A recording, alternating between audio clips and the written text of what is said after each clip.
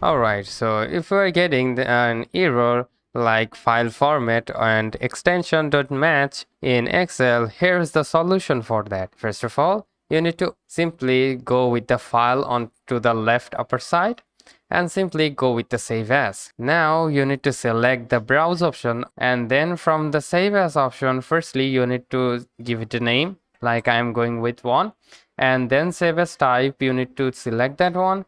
And from here you need to select Excel macro enable template. You need to select this, and you can select the destination path. So for my case, I'm going with the desktop, and right after that simply go and save it out. So simply go and close it up, and once again if you try to open this up, and as you can see we have successfully done it.